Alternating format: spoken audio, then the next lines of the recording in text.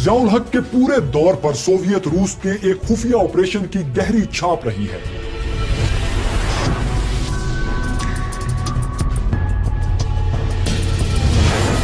इस ऑपरेशन को स्टॉर्म 333 कहा जाता है। 27 दिसंबर 1979 को रूसी कमांडोज ने अफगान सदर हफीजुल्लाह अमीन को उनके महल में कत्ल कर दिया और अफगानिस्तान पर अपनी मर्जी की हुकूमत मुसल्लत कर दी। सिर्फ 43 मिनट पर मुश्तमिल इस ऑपरेशन ने अफगान जंग की बुनियाद रखी। वो जंग जो 10 साल तक इंसानी अलमियों को जन्म देती रही और 12,50,000 इंसान इसका ईंधन बन गए। इस जंग में एक सुपर पावर टुकड़े टुकड़े हो गई और अमेरिका दुनिया की वाहिद सुपर पावर के तौर पर उभरा।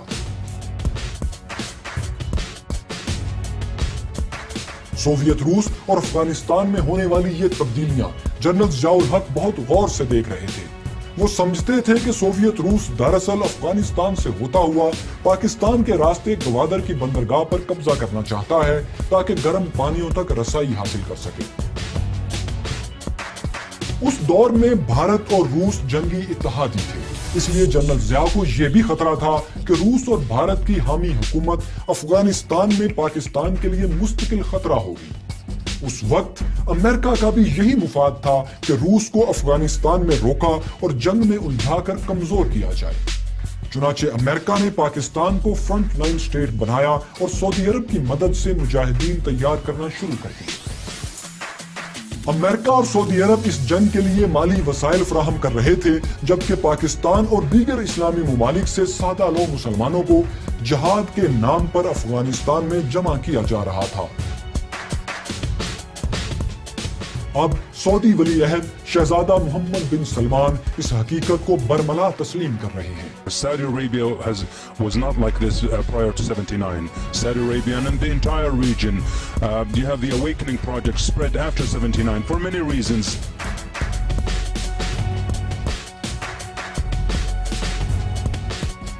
जनरल ज़िया, अमेरिका और सऊदी अरब सोवियत रूस को अफगानिस्तान में नीस्तो नाबूद करने के लिए एक जान हो गए, लेकिन उस वक्त पाकिस्तान पर अमरीकी पाबंदियां आयद थी, जिनकी वजह से पाकिस्तान दुनिया से असला और टेक्नोलॉजी हासिल नहीं कर पा रहा था।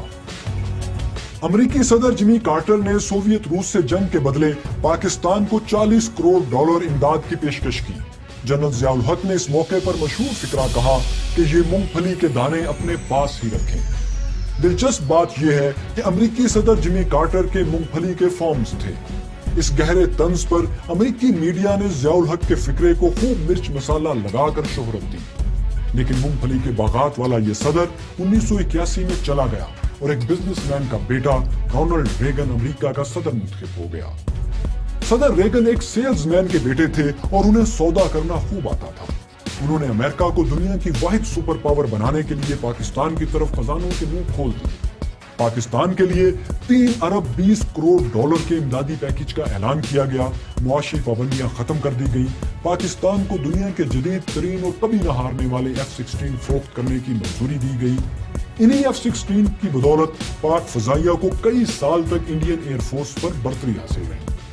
अमेरिका से दोस्ती का फायदा उठाते हुए जनरल ज़िया ने 34 F-16 और पाक बहरिया के लिए हार्पून मिसाइल खरीदे।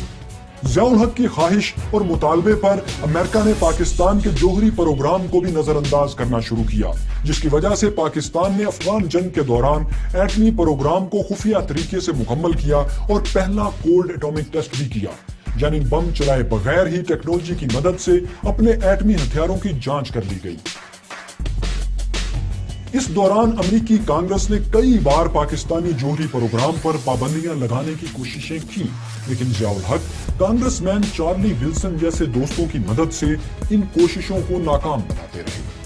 अमेरिका और सऊदी अरब ने मिलकर 10 बरस तक $60 करोड़ सालाना मुजाहिदीन को फराहम किए। कहा जाता है कि सऊदी अरब ने ये जिम्मेदारी ले रखी थी कि वो हर अमेरिकी डॉलर के बदले में $1 मुजाहिदीन की इमदाद के लिए खर्च करेगा।